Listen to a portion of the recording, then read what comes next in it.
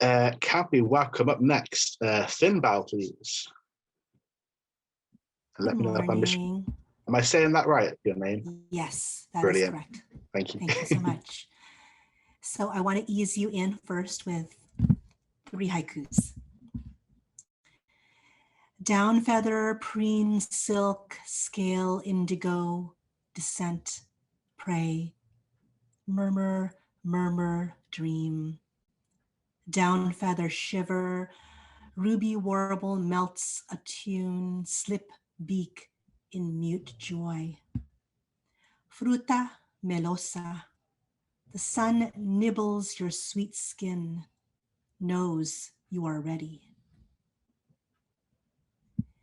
And I'm going to share a slightly older one, which is kind of tickling my fancy again today because of the emerging blue sky.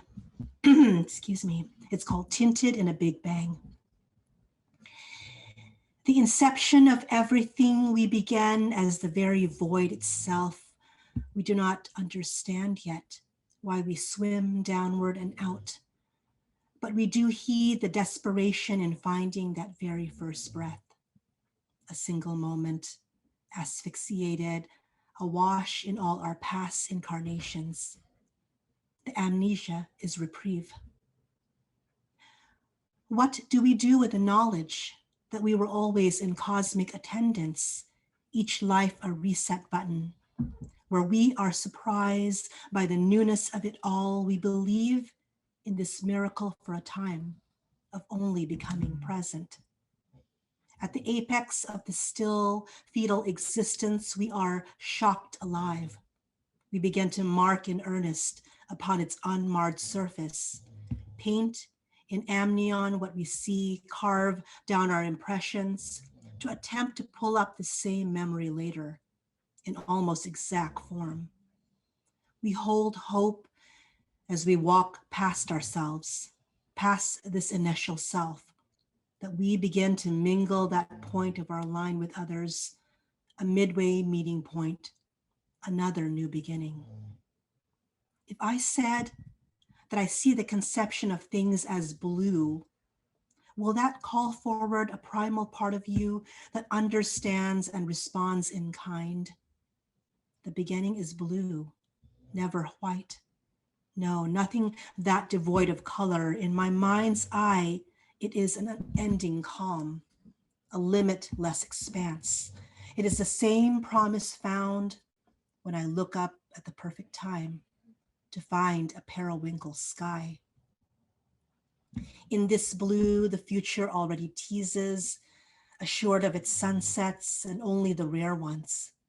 Flawless explosion of bleeding, fast-moving color that mingle their tawny livid fire into my own lavender repose.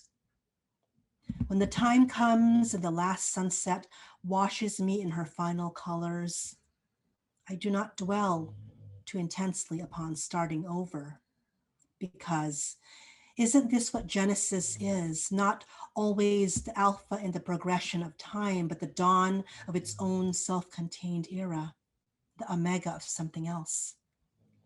Though that idea is as frightening as it is exhilarating, I do not believe in them existing separately. They have evolved into one entity. Remember, they're twin suns before memory takes them away. Comfort is a holding pattern. Inside of it, we replay and relive a cycle we never stop to question is still good. We are the embryo stars. We shed and redrape in life constantly. There is no status quo. We are the inception to everything. We become emergence into infinite new storylines with a reverberation in our movement, and all places we touch become home. I imagine the heavens birth themselves and their celestial offspring in a brilliant, violent display. I imagine pandemonium arose to be subdued in awe of creation's vastness. This is the order, sacred and ancient. I trust in its wisdom to fashion the same aftermath as I too commence to erupt into resurrection in the same glory. Thank you.